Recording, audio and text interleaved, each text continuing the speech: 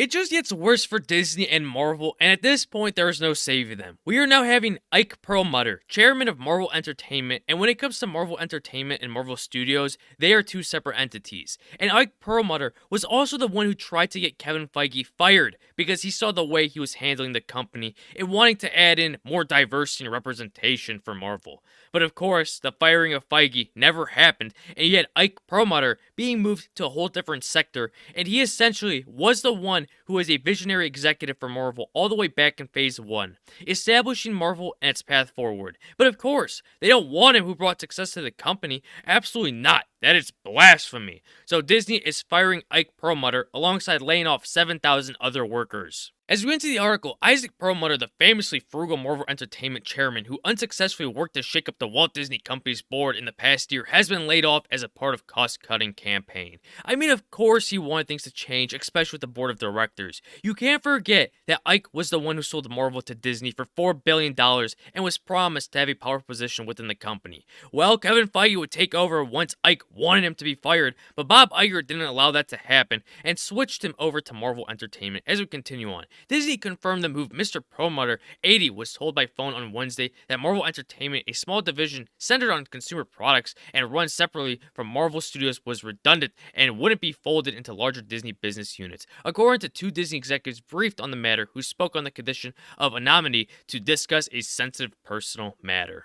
An irascible and unrelenting executive, Mr. Perlmutter has been seen as a distraction, of course he would, inside Disney for more than a decade, most recently when he pushed for a friend, the activist investor Nelson Peltz, to join the Disney board. Well, would you look at that? Nelson Peltz, an activist investor that wanted to get on the board because he was seeing Disney lose their magic. Literally, his campaign was Restore the Magic. That was the slogan. And I'm sorry, but when you have people such as Bob Iger in charge, they will never change their ways. If anything, they will continue to push the messagings they want. And Bob Iger has shown that. He has shown his distaste towards Peltz, and clearly people like Ike Perlmutter. The same people that want to turn the company around and make it great once again. Mr. Perlmutter sold Marvel to Disney in 2009 for $4 billion.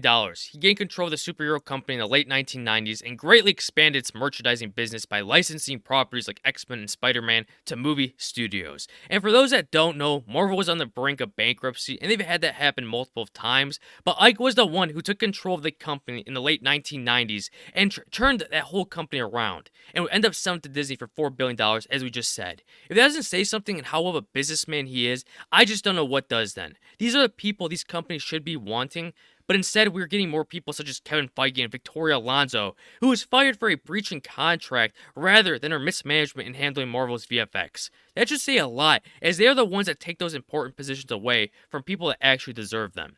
Mr. Perlmutter's involvement with Marvel as a whole has greatly diminished over the years. He has not been involved with Marvel movies since 2015, when a feud with Mr. Feige over costs related to Doctor Strange boiled over. Mr. Perlmutter wanted to fire Mr. Feige. Mr. Iger overruled him. Mr. Perlmutter lost oversight of Marvel television shows in 2019. And well, since 2015, the MCU has gone in the direction that Ike Perlmutter was hoping wouldn't happen, as well as many of us, focusing on more representation and diversity, and that has gotten us to this point, kicking off Phase 5 with Ant-Man 3 that is a box office flop, and the whole Phase 4 MCU movement that we saw focusing more on female characters, as well as characters that many just aren't interested in at the slightest. And the rest of the article talks about the internal struggles, as well as Ike being moved to a whole different branch that only generates up to $60 million in sales yearly. This is the same man that turned Marvel around, and the same man that also would end up getting the short end of the stick because of him sticking up and wanting to stick to their roots and what made the company a success in the first place. They literally just spat in this man's face. They should be ashamed. And when that whole argument took place, and Ike wanting to have Kevin Feige fired over increased in budgets, well, he was right. Look at Ant-Man 3, a movie that has a budget of $200 million without marketing, not even being able to hit the box office numbers that the first Ant-Man did, which had a lower budget. Ike was ahead of his time over at Disney. He was saying this stuff years ago, and now what do we see? We see Bob Iger cutting costs across the board as well as budgets. And everything that Ike has tried to do to make this company a success has failed, especially now since he is gone. Especially with Marvel with the whole dilemma with Victoria Alonso and having her lawyer making statements as if Disney was wanting to silence her because she is a gay Latina. Essentially hinting that the firing was done because the company is now apparently anti-LGBT.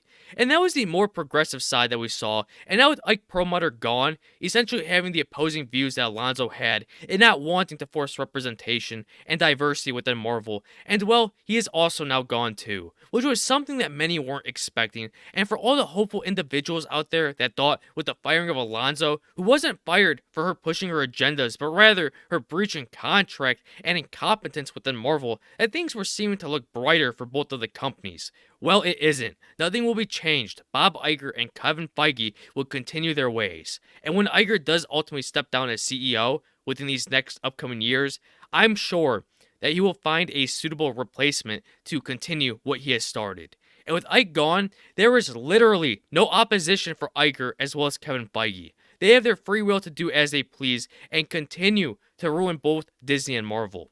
And with all that in mind, I'd like to hear your thoughts in the comments below. And don't forget to subscribe, like, comment, and share. And I'll catch you on the next one. Bye bye.